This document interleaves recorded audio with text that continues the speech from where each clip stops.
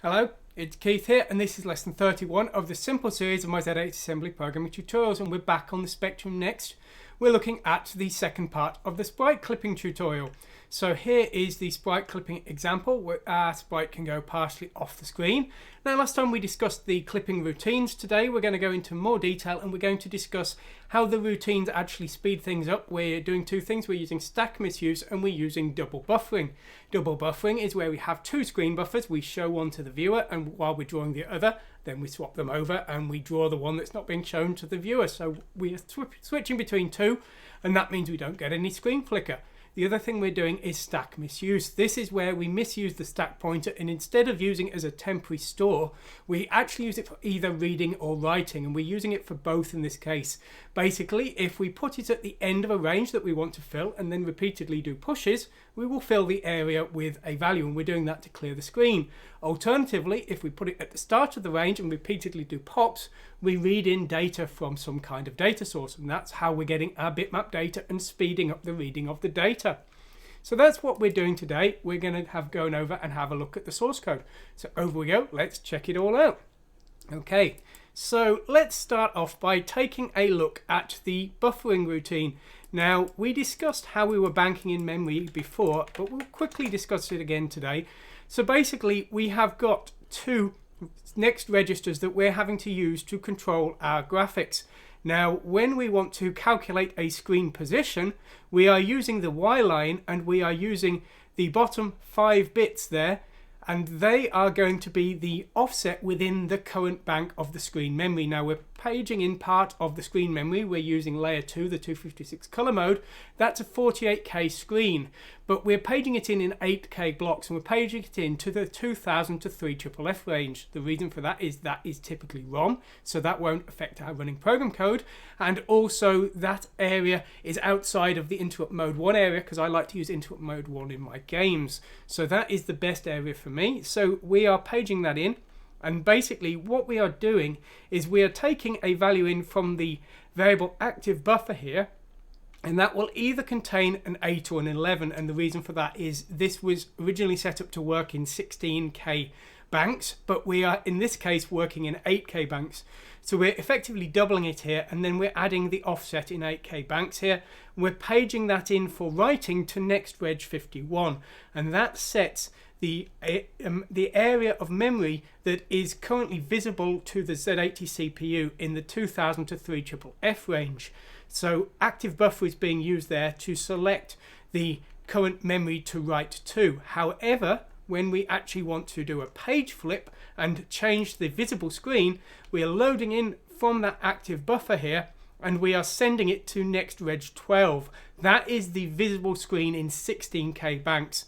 So we are basically paging in one of them here. Now active buffer here is currently set to 11, but then what we're doing is we're XORing the bottom 3 bits, and this is to flip between 8 and 11. And the reason we're switching between 8 and 11 is, as I say, we are working in 48K banks, and that is 3 16K chunks. So that is why we're using those particular numbers. So this is all we need to do our page flipping of the visible screen. And we just need to make sure our code is working accordingly when it comes to actually drawing data to the screen. And we've got get next line routines and get screen pos, and they are handling in the paging of the VRAM for actually writing to the screen. So that's how we're doing our buffering. Now, what about the stack misuse and the clearing of the screen? Well, we're clearing the screen actually every single frame here, because, as I say, we're double buffering, so we don't need to worry about any kind of flicker, and we are just a basic test, so we're not worrying particularly about performance. So we're clearing the screen, even though our XOR routine would have allowed us to do things much more efficiently. Now, what we're going to do is we've got a clear screen routine, which is going to do a repeated sequence of push DEs. Now we've got a total of 32 here, and so that is going to write 64 bytes of data. Now what we're basically going to have to do is we're going to have to page in the screen, or at least what we are going to do is we're going to page in the screen in 8K chunks, and so we're going to run this CLS part routine 6 times to clear the full 48 kilobytes of memory. So this is going to clear the screen. So what we're going to do is we are going to load in the active buffer, and again we're going to convert that to an 8K block here, and we're going to page that in to the 2000 to 3FFF range, and then we are going to clear that 8K block. Now we're going to use stack misuse to do this, and what this means is we're going to set the stack pointer to the end of the range we want to fill and repeatedly do pushes. We can't, however, actually allow the interrupt handler to run during that time because the stack will not be in a normal state. Now, technically speaking, if we're very clever, we can create an interrupt handler which will work with stack misuse. I did cover that in the multi-platform series a long time ago, but you can, if you're very clever, get that working. But for simplicity today, we're going to assume you can't. So we're going to not use the stack. We're not going to use interrupts at all. We're disabling interrupts here. We're then specifying the end of our range, the number of 64-byte blocks we want to clear here, 128 of them, and we are then going to back up the real stack pointer into IY. Now we can't transfer SP directly to IY, so we're loading IY with 0, then adding SP to IY here. So that's got the stack pointer backed up, and we'll restore it down here. Then we're loading in the stack pointer from HL, which is actually being loaded with 4000 here, and then we are pushing, filling that entire range. Now we're then repeating at the end here by decreasing B and looping back up until B reaches 0. Well, why are we doing so many pushes and so few loops? Well, this is something known as unwrapping the loop. You see, a DJNZ command is pretty efficient, but there's two parts involved in that: the comparison of the B and the decrementing of B, and then the branching depending on that value in B. And that is a little bit slow. It's certainly much slower than doing nothing, which is what we're doing when we're doing push DEs. So if we had just one push DE and lots of loops, like a decrement of BC, that's not going to be very efficient. We want as much speed as possible. And so what we do is something known as unwrap the loop. We have lots and lots of commands to do the data work and very few loops, and that makes things more efficient. So that's how we're clearing the screen, and that's how we're using stack to very quickly fill a block of data. And the data we're filling is just set in DE here, and we're setting it to the purple color here. There's 2 bytes being written each time, so 2 pixels, and we're setting them both to color 1 there. So that's how we're using stack misuse to quickly clear the screen. Now, as I say, the only other final thing is we're doing this 6 times. We're using the C register as our counter here, so it's starting at 0, and we're increasing it each time, and that will basically allow us to run this until we've filled all of the banks. We're paging in the correct bank at the start here from C. So that's how we're doing things. Now, that's how we're using stack misuse to fill data, but we can also use it to read data. The procedure is sort of similar. It's slightly different, but it's sort of similar. Basically, in this case, we are using the stack pointer to read in the source bitmap data. So unlike with the filling, where we set the stack pointer to the end of the range, with reading, we set it to the start, and we repeatedly pop data. And each time we pop, we will read in 2 bytes, which in this case is a very convenient 2 pixels, because in other systems it was a bit more inconvenient. But in this one, it's very convenient indeed. So what we're doing here is we're popping 2 bytes off the stack, and we are taking the first one, which would be in the E register, XORing it with the screen, and then transferring it to the screen, increasing the destination, and then we are using the D register in the same way. So that is doing 2 pixels with each pop. It's quite efficient.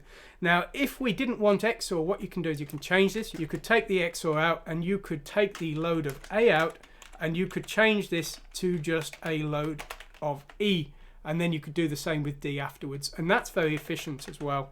So using the pop in this way and using HL as the destination gives a lot of speed, and this is something you probably want to consider. Now, after each line, we are having to cope with the fact that we maybe are clipping the sprite as before, and so we're having to add HL to our stack pointer here, and we're having to use self-modifying code. And this is part of the reason that the get next line return is a jump rather than a return command. As I say, we can't use the stack really, so we can't really do any calls, and so using a jump in this way is more efficient, but also jumps in general are faster than calls and returns anyway, so that's another reason you might want to do that. But anyway, that's why we're doing that there. Now, in this case, we're not using IX or IY as the temporary store for the stack pointer. We're using self-modifying code, so we're loading the correct stack pointer into stack restore +2 - 2. Well, here we're loading the stack pointer with what looks like 0, but that will be modified by that command, because the +2 represents the fact that 2 bytes before that is that 00, that 16-bit 0 value, which will, by the time this line runs, be modified with the correct final stack address, and then we can just return as everything is correct at that point. The stack has been stored correctly and our program can continue. So there we go. So that's how we can use stack misuse to fill data and also to read data. Now, stack misuse is a little bit tricky.